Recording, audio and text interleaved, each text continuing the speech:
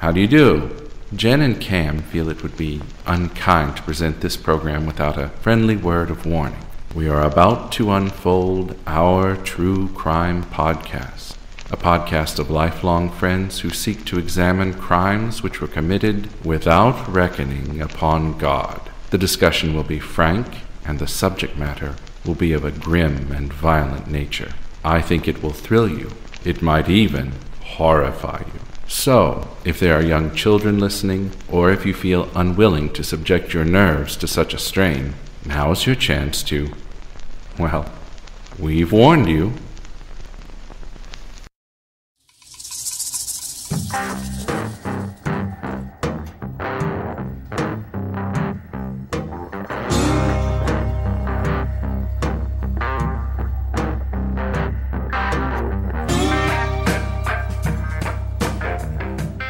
Hey, Jen. Hey, Cam, how are you?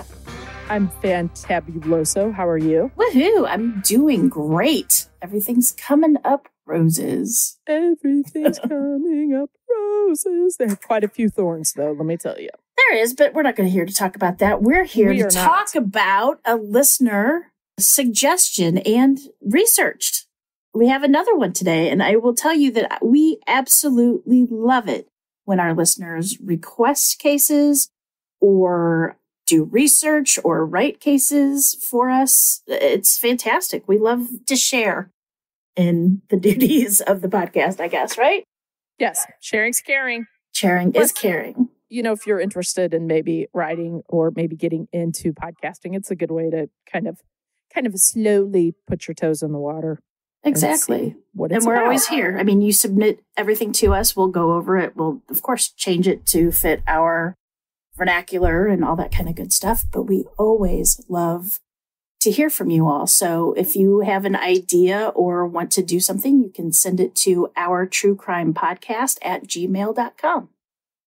Well, let's go. I'm excited. Ready? Well, this episode was written to one of our listeners. Or it wasn't written, I'm sorry. It was researched by Gabriel Bulsara, which I hope I've said that correctly. He did all the research for this episode. If you haven't figured out by the title, it's about Bob Berdella, the Kansas City butcher. And the reason why he was so interested in this case is because his parents actually met the butcher when they went shopping at his store at the Westport, or at Westport in Kansas City. That is so creepy. Isn't it creepy? Very creepy. So, all right, here we go.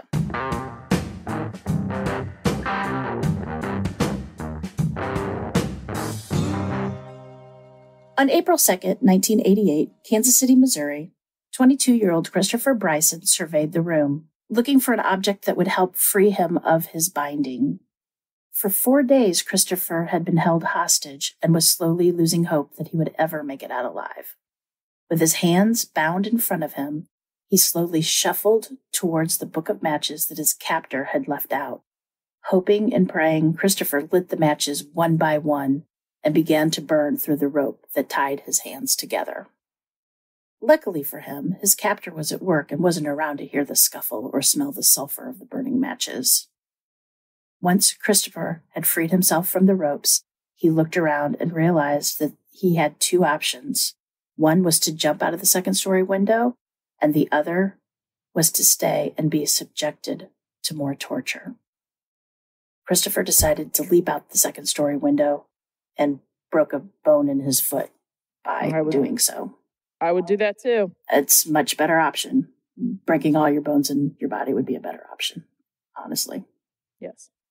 Once free from this house of horrors, Christopher ran towards the first person he could find. That person happened to be a meter reader who was out checking the meters of the house in the area. When the man looked up, he saw Christopher running completely naked, wearing nothing but a dog collar. He noticed Christopher was beaten, bloodied, and bruised. The meter reader, knowing something was wrong, took Christopher to safety and called the police. Guess you would know something was wrong, correct? I mean, if you see somebody naked in a dog collar that's bloodied, you know something was not right. You would think so, but this harks back to Jeffrey Dahmer with the poor little boy running down the street. And that's later we do find out that at first when the police talk to this guy, they think it's some kind of lover spat. But I digress. As the police arrived to the scene, Christopher explained how he'd been kidnapped, sexually assaulted, and tortured over the course of 4 days. He led the officers to 4315 Charlotte Street, where he had been held captive. And this would be the first time we would hear of Robert Bob Berdella, as we now know him as the Kansas City Butcher. Robert Andrew Berdella Jr., or as he went by Bob, was born to Robert Sr. and Mary Berdella on January 31st, 1949 at Cuyahoga Falls, Ohio. Robert Berdella Sr. and Mary were strict Catholic parents and instilled religion into Bob and his younger brother. Those who knew Bob as a child described him as, quote, an odd loner who rarely socialized with other children. And this wasn't by choice either. Berdella was frequently bullied by other children for his big, thick glasses and his stutter. And of course, this made school a living hell for the young boy. Relentlessly being bullied by other children stunted Bob's social skills, and he retreated into his own little world. It didn't help that Bob's father was emotionally abusive to him and his brother. In his father's eyes, Bob was a complete failure since he wasn't interested in sports and didn't like physical activity. And this was a stark contrast to his younger brother, who was quite the athlete, leading Berdella Sr. to constantly compare Bob to his younger brother and telling him what a disappointment he was. It's always so infuriating when parents do that. Really is. Bob also claimed that his father would beat him with a leather belt for misbehaving and being a disappointment to the family.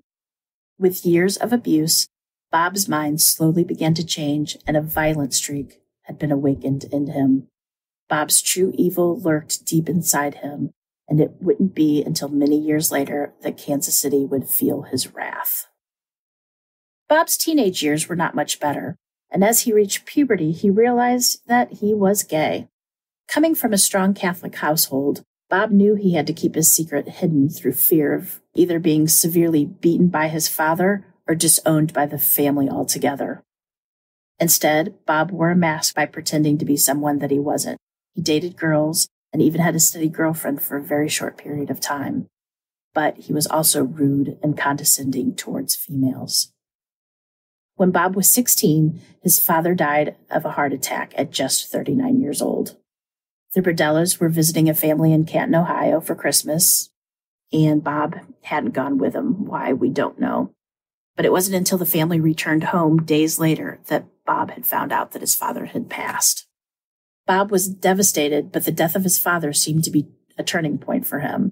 He began to feel more confident in himself, which often projected as arrogance. Following his father's death, Berdella was conflicted by a range of emotions.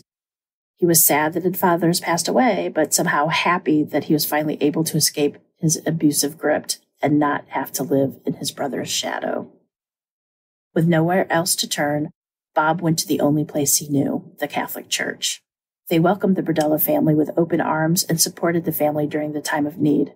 However, for Bob, this brought him no comfort. Organized religion wasn't able to answer the questions he had spinning in his head, so he decided to branch out into other faiths, which some say included Satanism. Also that same year, Bob saw the film adaptation of John Fowles' book, The Collector. Now, this novel in itself has had its fair share of serial killers that claim that it was their inspiration for killing, their motivation, or their inspiration, actually, sorry.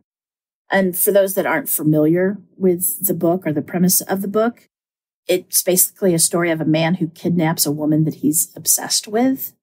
He holds her captive in hopes that she will be forced to love him or she'll just fall in love with him. And he will keep her as part of, I guess it's a collection.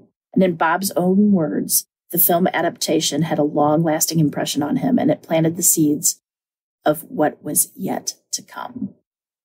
I think that book actually influenced a lot of killers. There's a famous one, and maybe it's him. I'm not sure. I just know that there's a famous killer that... There's Christopher Wilde. There's him. There's at least 4. Leonard Lake and Charles Ng. Those are pretty big. It's Christopher Wilder, Robert Bardella, and Ariel Castro. Those are the big four. After high school, Bob moved to Kansas City, Missouri to study at the Kansas City Art Institute. He did really well his first year, but by the second year, he was changing. Students who were in the same classes as Bob described him as odd and outlandish. Those around him at art school described him how he fell into using drugs and alcohol and would even sell drugs that the students had given him for extra cash. At 19, he was arrested for selling methamphetamines and giving a 5-year suspended sentence. But within a month of he was arrested again for possession of LSD and marijuana. Charges were later dropped due to lack of evidence.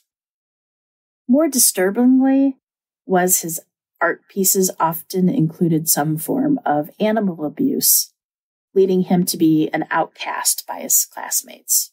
Not to really go into it, but for one instance, he tortured a duck and a chicken in front of his classmates for an art installment or an installation, I guess. And he also fed a dog tranquilizers just to see what would happen. Did the dog die? They all died, yes. Oh, Jesus. He was constantly pushing boundaries of what was acceptable, and sometimes he just totally jumped over those boundaries and went into the red. But in 1969, Bob left the Kansas City Art Institute after college administrators harshly criticized his art piece of the killing and cooking of a duck.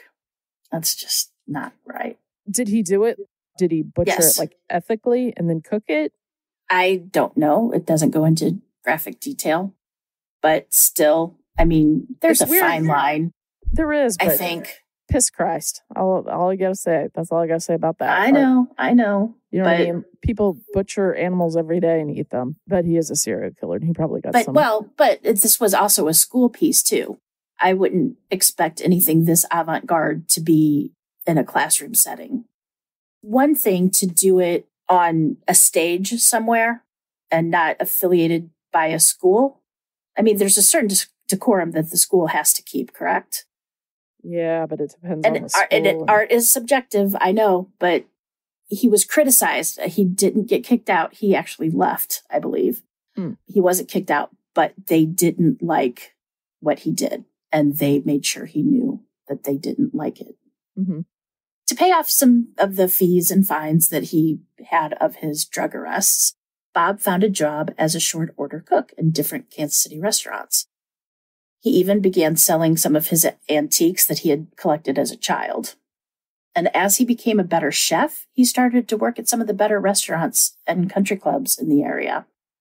His skills became so good at cooking that he even helped and taught training classes at a community college. And another way Bob made some extra cash, he started owning and breeding chow chow dogs. You know what a chow chow dog is? Mm-hmm. It's those huge, hairy dogs that almost look like bears. And they have a black Sometimes tongue. they're aggressive. Yeah, they have a black tongue. They're not chihuahuas, because some people call those chihuahuas chow chows. No, they're chows. I know Martha Stewart had one. They're kind of like a reddish brown, and they're really, really furry. They're cute dogs. They're big. They're medium to large dogs. In 1970s, Bob moved into a yellow house with brown trim at 4315 Charlotte Street. This is in the historic neighborhood and city park called Hyde Park in the area of Kansas City, Missouri. He was living his life as an openly gay man, and as he had been for several years. His neighbors considered him to be a bit flamboyant and snobbish, even though his home was a bit dilapidated. Bob had started taking in lodgers and those living on the fringes of society. Male prostitutes, petty criminals, runaways, and drug addicts. He would take them under his wing and try to help them get clean or steer them away from a life of crime. He told his neighbors that he felt like a foster parent to those that he took in. Bob was insistent that he never had any physical contact with any of these men in the 70s. But by the early 80s, that wasn't the case. Bob was starting to manipulate these downtrodden men. He would loan them money or offer them a free place to live in exchange for sex. Basically became a predator. Mm-hmm.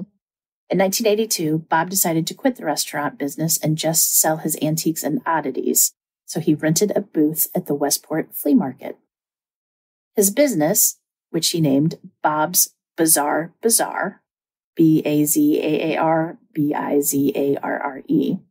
sold jewelry, antiques, and oddities like shrunken heads and such, and all sorts of stuff. He had Roman glass.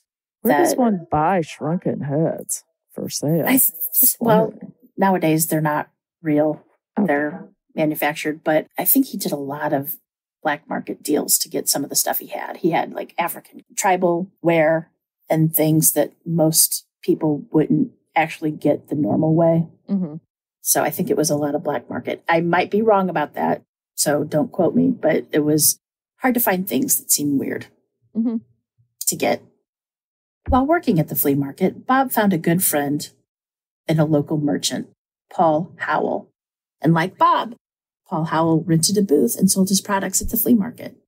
After striking up a friendship, Paul introduced him to his 19-year-old son, Jerry, who was also a male sex worker.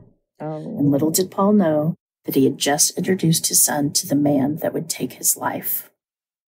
And like I said earlier, this is where the story of Bob Berdella becomes very dark. The details of his crime are extremely graphic, and listener discretion is advised. Pay heed to Edward October's warning. Be careful. If you're going to be triggered, I suggest listening to some of our other back-ish episodes.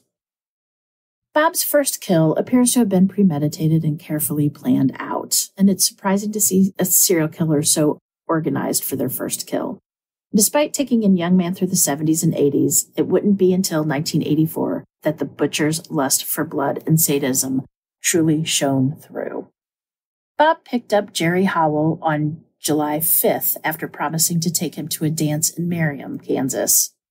Bob and Jerry had been somewhat close since Bob and Jerry's father, Paul, had been such close friends. So once Jerry got into the car, Bob gave him a few drinks under the guise of giving him some liquid courage for the dance. We all know how that goes. Did that when I was younger. I didn't. You never drank for courage, Camille? Mm-mm. I beg to differ. I beg to differ. What Jerry didn't know was that these drinks had been spiked with Valium and azithromycin, I hope I spelled that right, which is primarily used as a chemical restraint in hyperactive, fierce animals. Once Jerry was too intoxicated to notice that he wasn't heading towards Miriam, Bob drove him to his home at 4315 Charlotte Street. And as if spiking Jerry's drinks weren't enough, Bob then injected Jerry with a tranquilizer before tying him to a bed. This would be Bob's modus operandi. This is what he would do with all of his victims. Over the course of 28 agonizing hours, Jerry Howell was subjected to sadistic torture.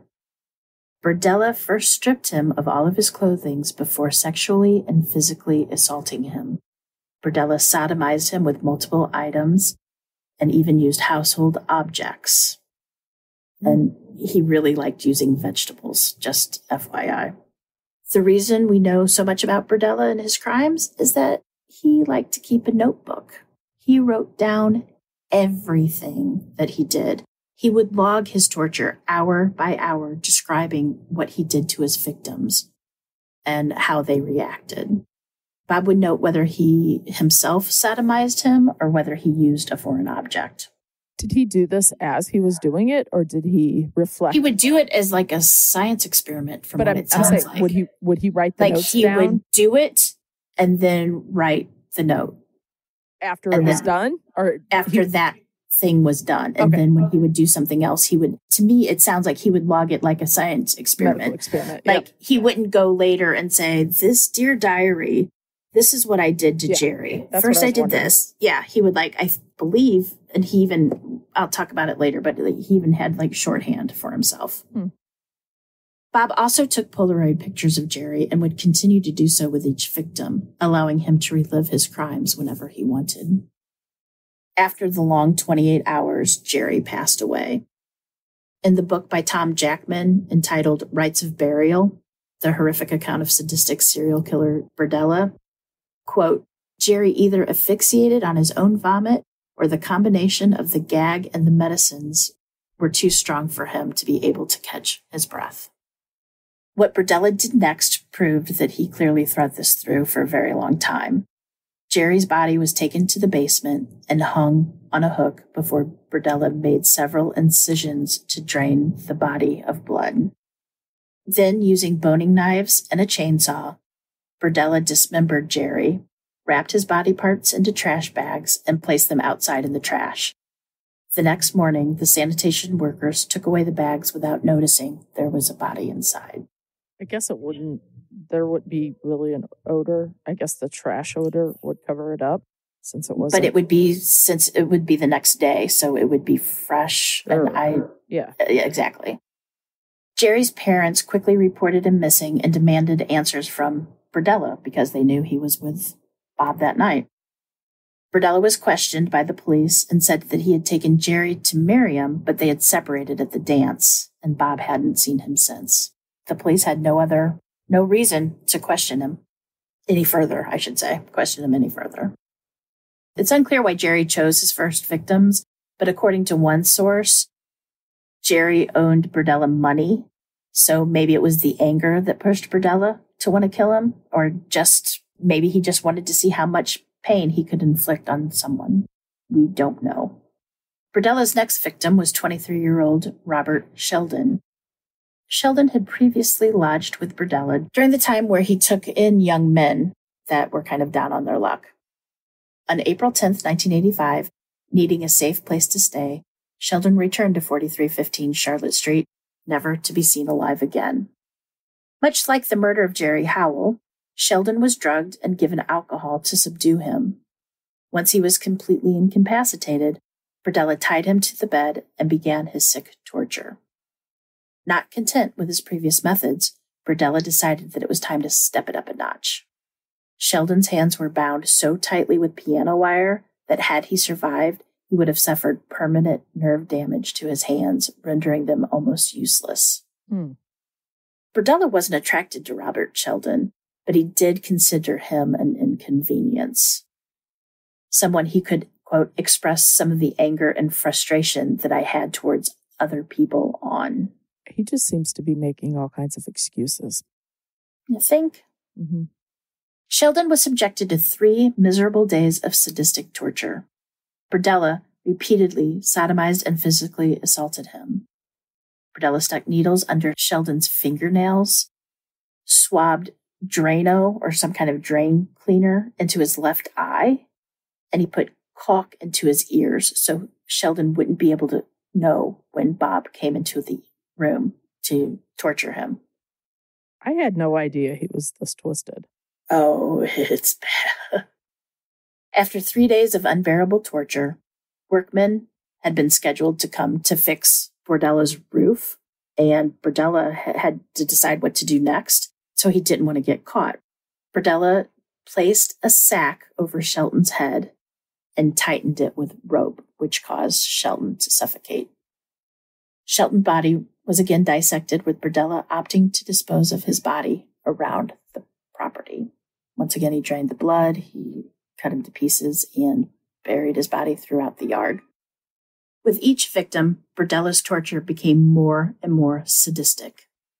Mark Wallace would be next in line to feel Berdella's wrath. In June of 1986, Berdella found Mark Wallace in his tool shed. Mark was in there sheltering from a severe storm that had hit the area. Wallace knew Berdella because he had done some yard work for him in the past. Berdella invited Wallace into the house, and he started commenting on Wallace's health, saying that he looked a bit anxious. And you know what, Mark? I can give you something that's going to help soothe that anxiety and depression. Don't do it, Mark. Right? Don't take it. Don't take it. So Wallace agreed, and before you know it, Berdella injected him with chlorpromazine, which is an antipsychotic drug. This quickly knocked Wallace out, and Berdella bound him up. And once again, Berdella wanted to push the boundaries of what he called his, quote, experimentation of how much pain the human body could tolerate. This kills me. Wallace was hooked up to a 7,700-volt transformer by alligator clips placed on his nipples, which sent shocks of electricity over and over again until his body could no longer take it. It had been speculated that Wallace died as a result of asphyxiation from a cocktail of drugs and the gag that had been forced into his mouth. And Berdella noted that Wallace had died 1 hour after he had experimented putting hypodermic needles into different muscles in Wallace's back. The time of death was 7 p.m. on June 23rd.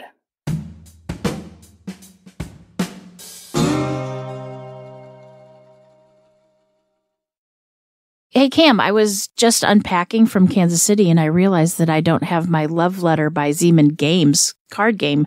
I hope you picked it up. Actually, I do have it. And you know what? I taught the kids to play, and we are enjoying it so much. We actually play it every night right before dinner. It's so simple to learn and easy. They had it down in no time. You just draw a card and play a card on your turn, using the character's abilities to stay in the round and get your love letter closer to the princess. All you need is 2 to 6 players, ages 10 and up, and 20 minutes to play. By the time the game was over, it was time to eat dinner. Love Letter is $11.99 and comes with a velvet drawstring bag so you can take it anywhere. You can get your own copy of Love Letter at Target, your local game store, and directly through Z-Man web store, zmangames.com. That's ZMANGAMES.com.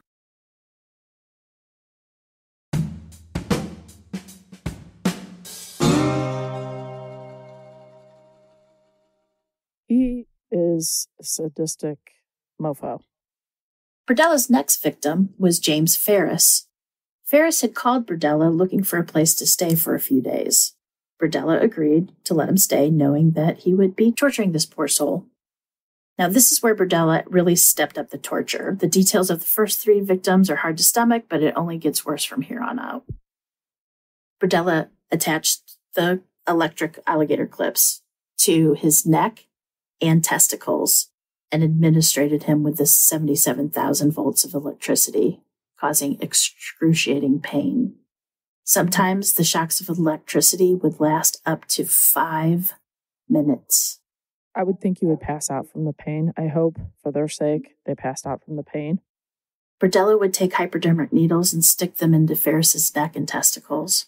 And during the whole ordeal, Ferris was drugged, bound, and gagged. During moments of lucidness, he would beg Berdella to let him go, promising that he could walk away, and he would walk away and just never tell anybody what had happened. Like all the other victims, Ferris was sodomized by Berdella, and with various household objects, too. After being subjected to inhumane amounts of electricity and other means of torture, Ferris died. The final note that Berdella wrote in his torture log of Ferris was 86, which in American slang means to throw out or get rid of, or to refuse service to. You know, that's 86. Right. Ferris's body was not found at Berdella's home, and it is largely believed that, like Howell, Ferris was dismembered and thrown into trash bags. Now, Berdella was on a roll and deep into his serial killing rampage. 4 victims under his belt, and no hint that the Kansas City police were on to him. He felt very confident to continue. His 5th victim would be 26-year-old Todd Stoops. Now, Todd, once again, had previously lived with Berdella when he was down on his luck. However, this time, Stoops had misplaced his trust in Berdella and had no idea that he was walking into a torture chamber of a serial killer. Berdella later admitted that he was physically attracted to Stoop. So he was held hostage for 2 weeks, with the same pattern of abuse and sodomy happening over and over and over again. Berdella realized by this point that electricity was one of his favorite methods of torture, and he continued with his sick torment. The disturbing Polaroid pictures of Stoop are perhaps the most infamous and are the first images to come to mind when you mention the name Bob Berdella. Berdella's mind became more and more perverted, and instead of administering electrical shocks to Stoop's testicles, he went directly for his eyes. He also injected his throat with drain cleaner in hopes that it would remove his ability to scream. In Burdella's mind, if he was successful, he would no longer need to use a gag and remove the risk of his victims choking to death, allowing him to keep them alive and torture them for much longer. Stoops died on July 1st, 1986, as a result of septic shock after Berdella ruptured his anal walls with his fist. Oh my God. Berdella left his body in the house and continued to take photographs of him after he had passed. We needed to put a really big disclaimer warning on this, I'm telling you. Oh my God. The last victim of Bob Berdella was 20-year-old Larry Pearson. The two had met when Larry went to Berdella's shop. Larry temporarily lived with Berdella in exchange for doing some work around the house. Common for this episode. Berdella claimed that he didn't intend for Pearson to be a victim, but after bailing him out of jail for robbing gay men, Berdella decided he had to do so. Like the other victims, Pearson was drugged, subdued, and found himself bound to Berdella's bed. Pearson was held for over 6 weeks, during which time he was subjected to some of the most horrific and sadistic torture humanly possible. Like all of the other victims, Pearson was beaten, sodomized, and administered with electricity. Berdella also bashed his hands with an iron rod so he could not attempt to escape. Berdella wanted to keep Pearson alive for much longer, and he didn't really want to kill him, but in a moment of rage, after Pearson bit down on his penis, when Berdella tried to force his penis in Pearson's mouth, Berdella beat him, then placed a bag and rope over his head and suffocated him. And once Pearson was dead, Berdella drove himself to the hospital for the wound that the bite had made.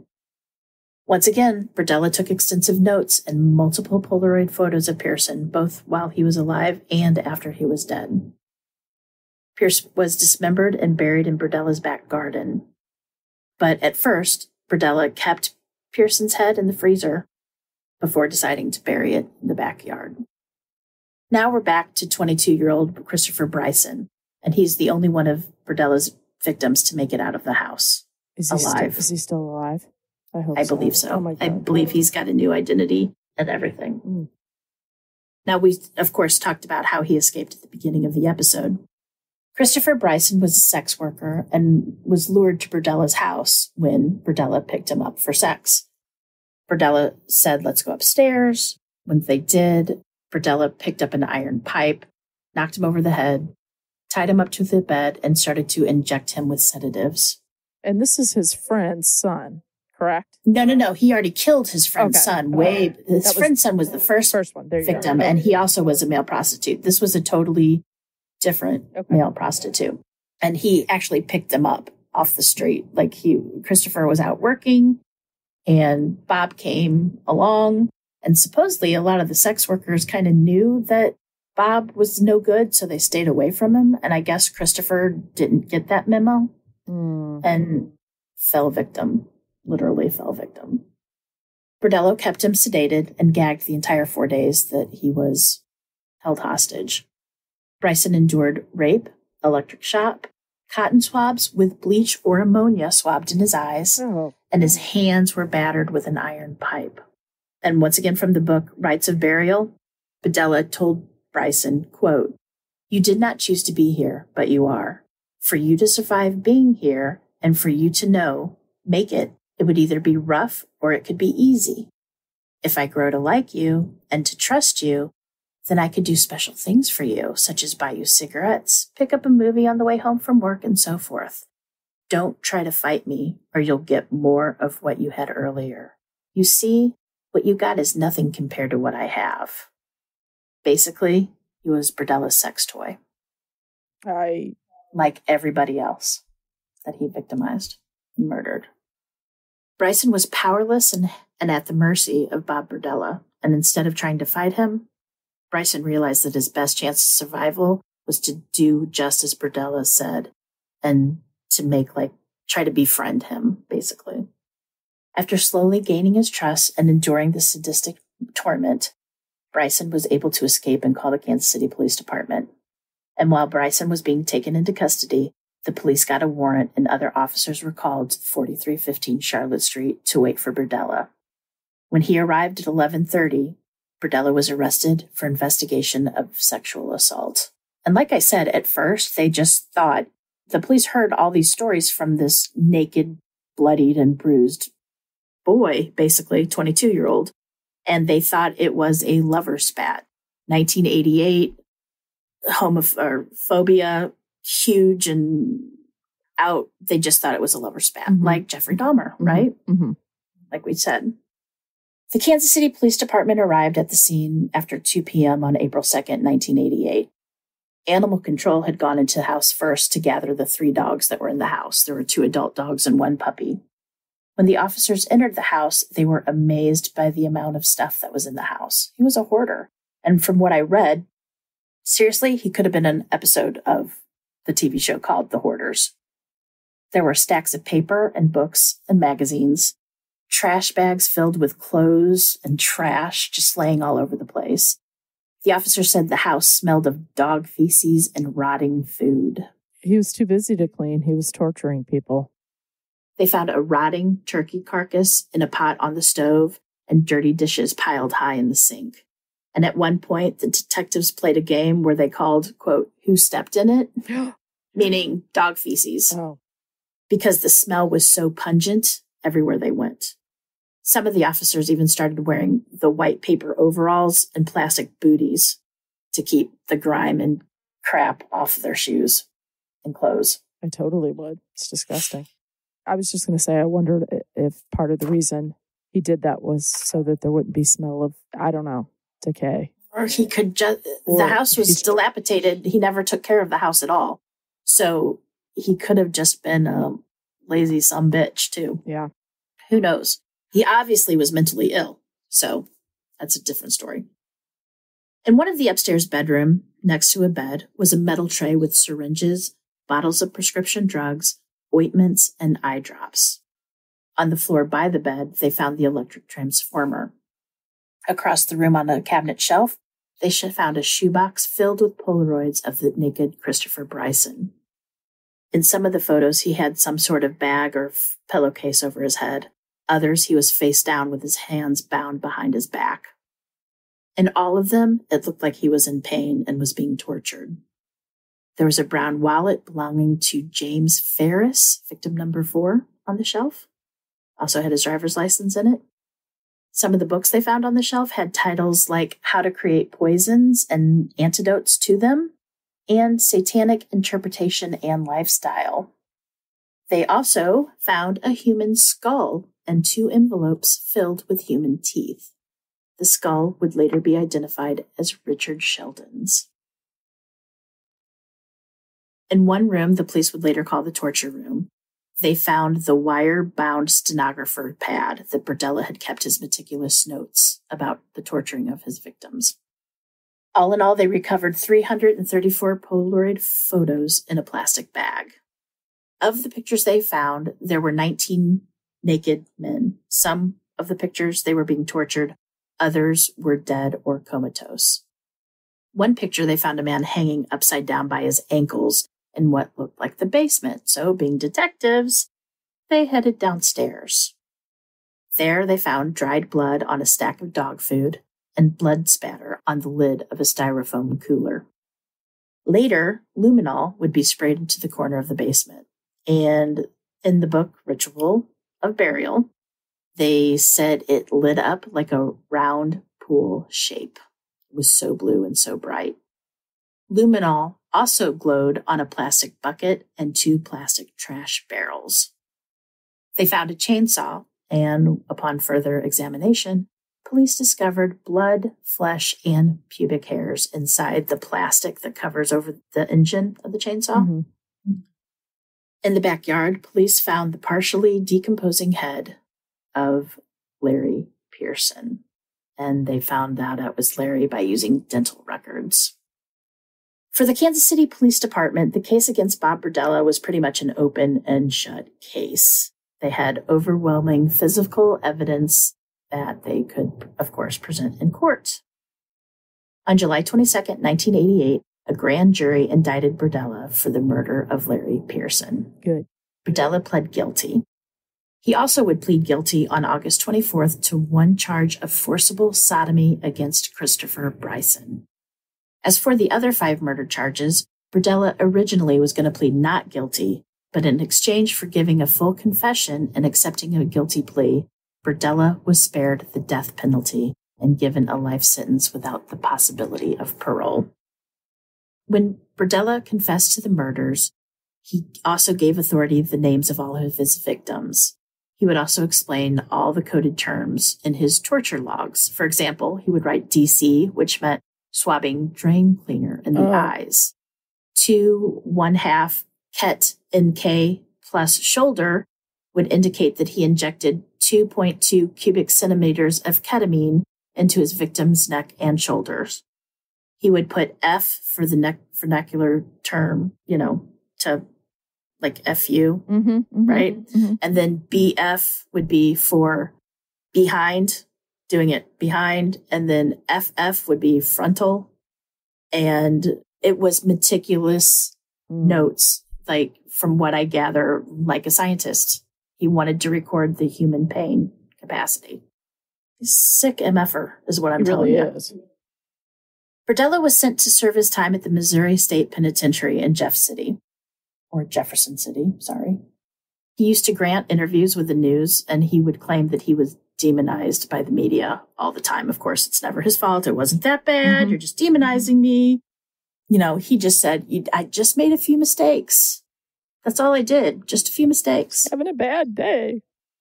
On October 8th, 1992, Berdella complained of chest pains, and he was taken to the infirmary. And by 3:55 p.m., Robert Andrew Berdella Jr. was pronounced dead after suffering from a heart attack. When Alvin Randall, Berdella's trial judge, was informed of the death, Randall quipped, quote, "Couldn't have happened to a nicer guy." Mm-hmm.